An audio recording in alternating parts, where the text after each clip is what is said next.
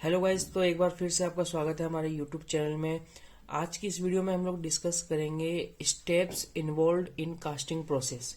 जैसा कि last video में हमने डिस्कस किया था, जो जनरल कंसेप्ट था हमारा कास्टिंग के बारे में, उसको बेसिकली हमने डिस्कस किया था। कास्टिंग किस तरीके से डन होता है, और कास्टिंग जो हम एक बेसिक अपना केविटी और जो भी मोल्टन मटेरियल के साथ जो हम कास्टिंग डन करते हैं, तो उस बेसिकली उस चीज में हमारे पास क्या था। हमारे पास एक जो कास्टिंग प्रोसेस हमने डन किया था, उसमें हमने एक फ्लास्क यूज किया था, कोप था, ड्रेक था, कोर था, वेंट्स थी, मोल्ड केविटी क्रिएट की थी हमने, राइजर थे, रनर थे। एंड ये सारे कुछ जनरल चीजें हैं जिनकी हेल्प से हमने क्या किया था, कास्टिंग को डन किया था। एक जनरल जो होता है कि कास्टिंग क्या था, उसके बारे में हमने लास्ट वीडियो में समझा था। आज की इस वीडियो में हम लोग डिस्कस करेंगे कि स्टेप्स इन्वॉल्व इन कास्टिंग प्रोसेस, मतलब जब हम कास्टिंग प्रोसेस डन करते हैं, कास्टिंग का काम जब कंप्लीट होता है, तो उसमें स्टेप टू स्टेप मतलब क्या क्या चीजें हमें परफॉर्म करनी होती है। तो basically there are 5 steps involve in the casting process, जिसमें से फर्स्ट है पैटर्न मेकिंग। मतलब जिस चीज का आपको पैटर्न बनाना है या फिर जो ऑब्जेक्ट आपको डिजायर्ड शेप आपको मिलना चाहिए, उसके लिए हम क्या करते हैं, पैटर्न फॉर्मिंग करते हैं, पैटर्न को बनाते हैं। इसके बारे में डिटेल में हम आगे पढ़ेंगे। देन उसके बाद सेकेंड पॉइंट है कोर मेकिंग। कोर मेकिंग बोल लीजिए या कोर फॉर्मिंग बोल लीजिए। तो बेसिकली जो आप कास्टिंग डन करने वाले हो, तो वहां पे कुछ कोर्स आपको क्रिएट करने होते हैं, उसके बारे में हम पढ़ेंगे। देन उसके बाद mould making, third step is mould making. And fourth step is pouring process. Pouring process basically क्या होता है कि जिसके थ्रू आप क्या करते हैं, मोल्टन मटेरियल को अपनी केविटी के अंदर एंटर करवाते हैं, और वो स्प्रू की हेल्प से जो भी इसमें आगे का प्रोसेस है वो हम लेटर ऑन डिस्कस करेंगे। And the last step is solidification process. Solidification process क्या होता है, जब आप मोल्टन मटेरियल आपके केविटी में एंटर हो चुका है, उसके बाद सॉलिडिफिकेशन मतलब वो ठंडा होके और जो सॉलिड फॉर्म गेन करता है, दैट इज कॉल्ड सॉलिडिफिकेशन। तो ये बेसिकली इसमें 5 स्टेप्स इंक्लूड है एक कास्टिंग प्रोसेस को डन करने में। जो फर्स्ट स्टेप है वो है पैटर्न फॉर्मिंग। तो पैटर्न फॉर्मिंग में बेसिकली क्या होता है कि सबसे पहले आपको उस शेप को सिलेक्ट करना होता है, जो शेप आपको बनाना है। सपोज आप एक बेसिकली जैसे कि हम बोल सकते हैं, जो मैकेनिकल इंजीनियरिंग में हमारे पास रेंज काम आते हैं। सपोज आपको एक रेंज क्रिएट करना है। अब उस रेंज को क्रिएट करने के लिए, जैसे कि आपको पता है रेंज का शेप इस टाइप का होता है, ठीक है। अगर इस रेंज को अगर आपको क्रिएट करना है, तो आपको सबसे पहले सिलेक्ट करना होगा उसका एक फिक्स डायमेंशन, कि हमें किस डायमेंशन का रेंज क्रिएट करना है। उस शेप को आपने सिलेक्ट कर लिया कि हमें इसकी बेसिकली कास्टिंग प्रोसेस को डन करना है, इसकी हम कास्टिंग प्रोसेस डन करके ये शेप हमें उसमें मिलने वाला है। अब जब आपने इसको सिलेक्ट कर लिया, उसके बाद क्या करना है, आपको हूबहू एक इसका डमी पैटर्न बनाना पड़ेगा, या फिर डमी शेप, जो कि हम बोले कि जिसको डाई भी बोलते हैं हम कई बार। तो आपको क्या करना है कि इस रेंज का एक डमी शेप या फिर मटेरियल, जिसको हम पैटर्न, जिसको हम लेटर ऑन की क्या नाम से जानेंगे, पैटर्न, क्योंकि हम बेसिकली इसमें क्या कर रहे हैं, पैटर्न फॉर्मिंग। तो जो शेप आपको कास्टिंग करनी है जिस शेप की, उसका आपने क्या करना है, सबसे पहले डमी शेप तैयार करना है। और वो डमी शेप वो किस किस चीजों से मिलकर बना हो सकता है, वो वैक्स का भी हो सकता है, वुड का हो सकता है, मेटल का हो सकता है, और प्लास्टिक का हो सकता है। जनरली अगर हमें लॉन्ग टर्म्स के लिए अगर उस डाई को यूज करना है लॉन्ग टर्म के लिए, या फिर आप मान लो कि हैवी क्वांटिटी में मान लो कुछ कास्टिंग प्रोसेस कर रहे हैं जिसमें बहुत ज्यादा नंबर ऑफ थिंग्स आपको चाहिए, तो मेटल्स का यूज करते हैं, क्योंकि मेटल्स के जो डाई होते हैं वो लॉन्ग लास्टिंग के लिए यूजफुल होते हैं, वो खराब नहीं होते। वैक्स, वुड, प्लास्टिक, ये लोग क्या होते हैं कि टाइम टू टाइम धीरे धीरे धीरे धीरे क्या हो जाएंगे, खराब हो जाएंगे। तो लॉन्ग लास्टिंग पीरियड के लिए अगर आपको यूज करो, तो मेटल की जो पैटर्न्स बनाए जाते हैं वो ज्यादा यूजफुल होते हैं। Now the second step is core forming. अब जब आपने पैटर्न फॉर्मिंग कर लिया है, पैटर्न आपका रेडी हो गया, तो उसके बाद क्या करना होता है, एक स्टेप है कोर फॉर्मिंग। अब इस बेसिकली इस स्टेप में क्या करना होता है, ये स्टेप क्यों यूजफुल होता है, क्यों इसकी जरूरत पड़ी। Basically it requires for making some internal features like hole. मान लो कि आपको एक इस टाइप का शेप आपको गेन करना है, जिस शेप में कुछ कॉम्प्लेक्शंस हैं, कुछ कॉम्प्लेक्शंस शेप्स हैं, जैसे कि मान लो होल, जिसको अगर आपने होल को क्रिएट करना है, अगर आपने मान लो उसके लिए जगह नहीं छोड़ी, तो बेसिकली क्या होगा कि जब आप मोल्टन मेटल को फील करोगे अपनी केविटी में, तो वो होल तो क्रिएट होगा नहीं जब तक आपने वहां पे कुछ एक्स्ट्रा एफर्ट्स नहीं लगा रखे। तो हम क्या करेंगे, उस होल को वहां क्रिएट करने के लिए उस पर्टिकुलर शेप में हम कोर फॉर्मिंग करते हैं। और कोर फॉर्मिंग कैसे होगा, तो वो बेसिकली होता है सैंड की हेल्प से। और सैंड भी कौन सा, हाई प्योरिटी सैंड लेना है आपको। हाई प्योरिटी का मतलब ये हो गया कि उसमें कोई भी मिक्सिंग नहीं होनी चाहिए, प्योर सैंड होना चाहिए, कि जब आप मोल्टन मेटल को उसमें पोर करें अपनी केविटी में, तो उसके बाद वो होल जिसके लिए आपने, जो होल को आपको क्रिएट करना है, तो बेसिकली वो सेंड वहां से रिमूव नहीं होना चाहिए। वो सेंड अगर रिमूव हो गया तो बेसिकली आपका होल बनने वाला नहीं है, फिर तो मोल्टन मेटल वहां पे एंटर कर जाएगा और वहां पे भी फिर आपका वो एक तरीके से कास्ट होके और सॉलिडिफाइड हो जाएगा। तो बेसिकली आपको क्या करना है, जो सेंड यूज करना है कोर फॉर्मिंग के लिए वो हाई प्योरिटी का होना चाहिए। तो कोर फॉर्मिंग का बेसिक कंसेप्ट आपको ये समझना है कि कोर फॉर्मिंग हम क्यों करते हैं, क्योंकि हमें कुछ इंटरनल फीचर्स तैयार करने होते हैं, जैसे कि होल हो गया, कुछ कॉम्प्लेक्स शेप हो गए जिनको इजीली नहीं बनाया जा सकता, उसके लिए हम कोर फॉर्मिंग करते हैं। अभी जो थर्ड स्टेप है दैट इज मोल्ड मेकिंग। अब देखो आपका है ना पैटर्न रेडी हो चुका है। पैटर्न रेडी होने के बाद आप लोगों ने क्या किया है, कोर फॉर्मिंग कर ली, ठीक है। अब उसके बाद थर्ड स्टेप है मोल्ड मेकिंग। तो मोल्ड मेकिंग बेसिकली उसमें क्या है कि सबसे पहले आपको एक वुडन का बॉक्स लेना होता है। ये वुडन बॉक्स भी हो सकता है और किसी मेटल का बना भी हो सकता है। इस वुडन बॉक्स में बेसिकली आपको क्या करना होता है कि जो आपने पैटर्न रेडी किया है ना, उस पैटर्न को आपको उस वुडन बॉक्स में फिट करके रखना होता है, या फिर मतलब अच्छे से रख दीजिए उस वुडन बॉक्स में, हिलाना नहीं होता।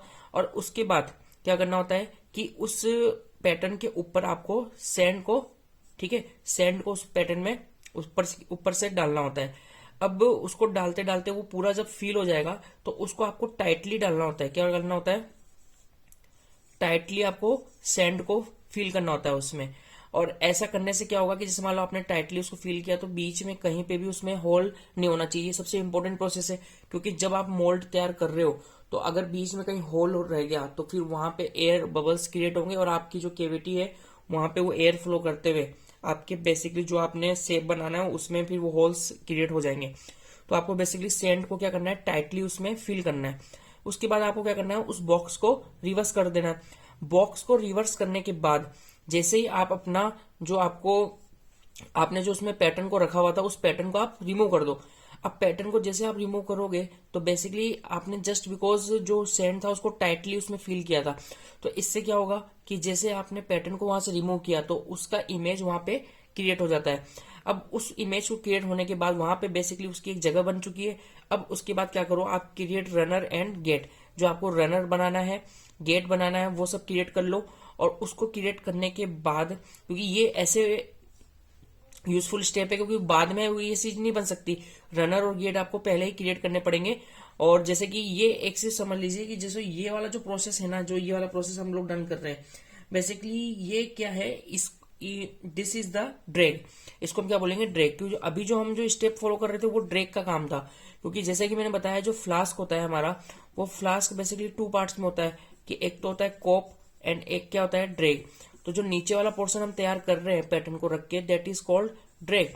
अब जैसे आपने उसको रिवर्स कर दिया, पैटर्न को हटा दिया, तो उसकी इमेज क्रिएट हो गई, रनर और गेट आपने बना दिया। अब उसके बाद क्या करना है, आपको कोप को रेडी करना है। और कोप किसके ऊपर आएगा, जस्ट जो आपने बनाया है इमेज उसके ऊपर कोप रेडी होगा। और कोप रेडी होने के बाद उस कोप में आप क्या क्या क्रिएट कर लेंगे, आपके पास 2 चीजें होती है कोप क्रिएट करने के बाद। कोप जैसे आपने बना लिया उसके ऊपर, तो कोप बनाने के बाद आप लोग क्या क्रिएट कर सकते हो उसमें, एक तो अपना राइजर हो गया, और राइजर के बाद पोरिंग बेसिन, वो सब आप क्रिएट कर लो। क्योंकि वो दोनों क्रिएट होंगे तभी तो आप मोल्टन मेटल को फील करोगे।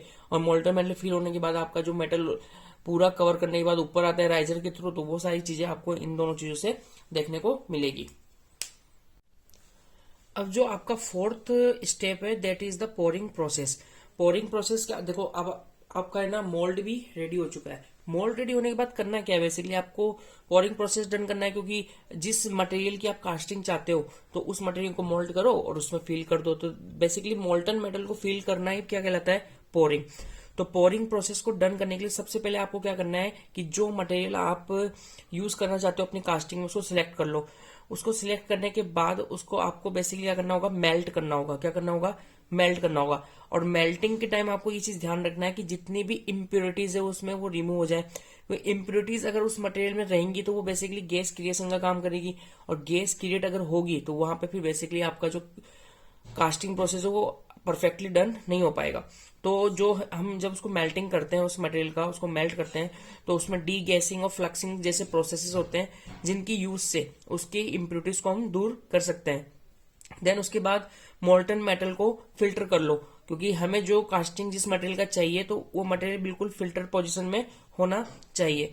अब जब आपका ये सारा चीज हो चुका है, मेटल आपका मोल्टन कंडीशन में आ चुका है, तब आपको क्या करना है, उसको स्लोली स्लोली पोरिंग में या फिर पोरिंग बेसिन में आपको उसको फिल करना है। आपको पता ही है कि पोरिंग बेसिन का जो शेप होता है वो बेसिकली इस टाइप का होता है।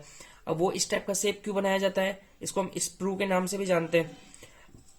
ये ऊपर से इसका जो डायमीटर है वो थोड़ा सा ज्यादा होगा एज कम्पेयर टू द नीचे वाले का। क्यों? क्योंकि जब आप इसमें आपका मोल्टन मेटल पोर करोगे तो बेसिकली उसकी वेलोसिटी इंक्रीज हो जानी चाहिए। क्या इंक्रीज होनी चाहिए?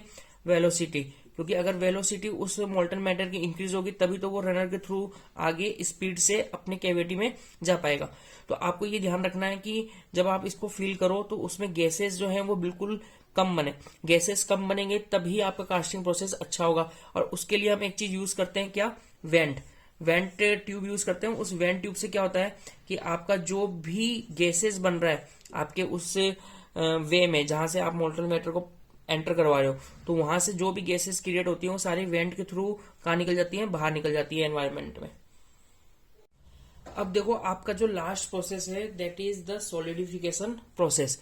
अब आपने सारा काम कर लिया, आपका मोल्टन मटेरियल भी तैयार हो गया, और उसके बाद बेसिकली अब क्या करना है कि आपका जो मोल्टन मटेरियल उस केविटी में गया है उसको सोलिडिफाइड होना भी जरूरी है, और वो भी प्रॉपर तरीके से। क्योंकि सोलिडिफाइड होगा तभी तो आपको आपका जो शेप है वो सॉलिड फॉर्म में मिलेगा, अदरवाइज लिक्विड में तो आपको किसी काम का नहीं हो प्रोडक्ट। तो सॉलिडिफिकेशन जो प्रोसेस है वो जरूरी है, और अच्छे तरीके से होना वो भी जरूरी है। तो बेसिकली जो आपका सॉलिडिफिकेशन प्रोसेस है वो बेसिकली आपकी किस चीज पे डिपेंड करता है, तो basically that depends on your getting system. जो आपने मोल्ड तैयार किया है उस मोल्ड में जो आपने गेटिंग सिस्टम बना रखा है वो गेटिंग सिस्टम बहुत ही प्रॉपर तरीके से होना चाहिए। क्योंकि अगर वो प्रॉपर तरीके से होगा तो बेसिकली जो आपका सोलिडिफिकेशन है वो एक तरीके से डायरेक्टिव सोलिडिफिकेशन होगा। डायरेक्टिव सोलिडिफिकेशन का मतलब होता है कि वन एंड से another end, one end to another, one end to another end, इस तरीके से आपका सोलिडिफिकेशन होना चाहिए। क्योंकि देखो आप एक चीज, इस चीज को आप अज्यूम कर सकते हो। सपोज है ना, ये आपका पोरिंग बेसिन है, और पोरिंग बेसिन से रनर से होते हुए आपका मटेरियल आगे बढ़ रहा है, और आगे बढ़ते हुए यहाँ पे मान लो कि आपने ना अपना जो पैटर्न बना रखा है वो बेसिकली उसकी केविटी यहाँ पे है, और इधर से वो फिर आगे की तरफ जा रहा है रनर की तरफ, राइजर। तो this is pouring basin and this is riser. तो सपोज अगर आपने यहाँ से जो मोल्टन मेटल डालना चालू किया है वो आगे की तरफ बढ़ेगा, और आगे तरफ बढ़ के यहाँ से ऊपर उठेगा राइजर, जहां से आपको पता चलेगा कि अब आपको ये जो पोरिंग का प्रोसेस है उसको स्टॉप करना है। तो जब ये आप यहाँ से पोरिंग का प्रोसेस स्टॉप करोगे और यहाँ से राइजर जो है वो जो यहाँ से मेटल बाहर निकल रहा था वो स्टॉप हो जाएगा, तो बेसिकली एक टाइम ऐसा होगा कि आपका सॉलिडिफिकेशन प्रोसेस चालू हो जाएगा। और सॉलिडिफिकेशन प्रोसेस चालू होगा वो basically one end to another end process होता है। सबसे पहले दिस डायरेक्शन से यहां से वो आपका सॉलिडिफिकेशन होना चालू होगा और पीछे की तरफ आगे पीछे की तरफ बढ़ेगा, क्योंकि इधर से तो आप अपना जो मोल्टन मेटल है वो तो एंटर करवा ही रहे थे। तो ये वाला जो पार्ट, ये वाला जो रीजन है ये आपका हॉट है, और स्लोली स्लोली ये वाला जो आपका रीजन है वो क्या है, आपका कोल्ड होता जाएगा। तो जैसे आपका मोल्टन मेटल कोल्ड होगा तो this part is this is called one end end this is another end. तो one end to another end मतलब दिस डायरेक्शन से एंड दिस डायरेक्शन, इस डायरेक्शन में आपका सॉलिडिफिकेशन होता है। तो ये इसी डायरेक्शन में होना चाहिए, ऐसे नहीं कि बीच में कहीं से भी आपका सॉलिडिफिकेशन चालू हो गया। उससे क्या होगा कि फिर आपका वहां पे डिफेक्ट आने चालू हो जाएंगे। अब ये सॉलिडिफिकेशन हो गया, कुछ सॉलिडिफिकेशन तो ये समझ लो 70 to 80%, 70 to 80%, 70 to 80% जो सॉलिडिफिकेशन है वो तो आपका इस केविटी के अंदर ही हो जाता है। उसके बाद क्या करना है आपको, इजेक्शन प्रोसेस, मतलब कि जैसे आपने ये सारा काम कर लिया, सॉलिडिफाई हो चुका है 70 to 80%, अब आपको क्या करना है, आपके बेसिकली जो आपने ये अपना शेप तैयार किया है उसको आप अपने केविटी से बाहर निकाल लो, और जो सैंड वगैरह है उसको आप रिमूव कर लो ब्रश की हेल्प से। तो रिमूवल और उसके बाद क्या करना होगा, जो अनडिजायरेबल पार्ट्स है कि हमने इतने ज्यादा एफर्ट्स लगाए, फिर भी ऐसा हो सकता है कि जैसे मान लो आपने इस शेप का कोई पार्ट तैयार किया है, फिर भी इसके साइड में, कॉर्नर्स में कई जगह अनडिजायरेबल पार्ट्स क्रिएट हो ही जाते हैं। तो उनको बेसिकली आपको रिमूव करना होता है, जो कि कटिंग प्रोसेस से, सैंड ब्लास्टिंग प्रोसेस से या फिर टम्बलिंग प्रोसेस से उन चीजों को डन किया जा सकता है। तो गाइज ये थे हमारे 5 steps involve in the casting process. I hope कि आपको कुछ समझ में आया होगा, और अगर प्लीज समझ में आया तो वीडियो को लाइक करो और सब्सक्राइब करो चैनल को, और अगर अच्छा लगा तो अपने फ्रेंड्स के साथ शेयर करो। Thank you guys.